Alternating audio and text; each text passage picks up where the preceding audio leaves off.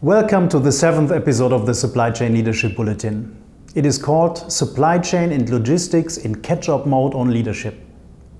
Let's get right into it. Do you still remember that only 10% of employees are actively engaged, according to a 2017 Gallup study for Western Europe?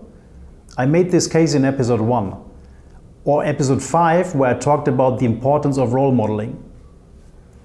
In the first 6 episodes of the Supply Chain Leadership Bulletin, we understood the power of corporate culture. It definitely requires leaders to make it happen. But who is a leader and what is leadership? Despite the fact that there are numerous publications and everybody is talking about leadership, there's still quite a lack of leadership in a lot of organizations I have experienced over the decades. I believe the term leadership is often used inflationary or even misused. Out of the many, I especially like the definition of Kevin Kruse, an US author and entrepreneur published in Forbes magazine. Leadership is a process of social influence which maximizes the efforts of others towards the achievement of a goal. Let's break down why I like this definition the most. Firstly, because a social influence implies that leadership is completely disconnected from organizational authority, hierarchy, title, etc. And it makes completely clear that a manager is not automatically a leader. Managers naturally plan, they organize, they monitor, mostly based on their organizational authority and their defined scope of responsibility. The social influence of a leader touches others on a completely different level.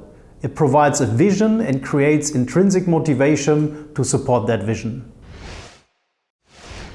Secondly, because the social influence of a leader on others does include everybody and not only direct reports. And thirdly, because leadership in business has to have a direction. It is targeting at achieving business goals by maximizing the efforts of others to contribute to those goals. So finally, leadership is about creating vision, inspiring, activating the intrinsic motivations of others. In other words, to increase the engagement level of others.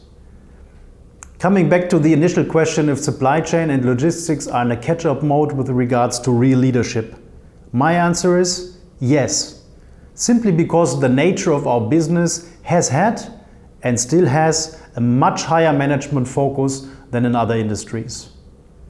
But the good news is, our industry is obviously catching up in the same way we organize our supply chains, quickly and forcefully.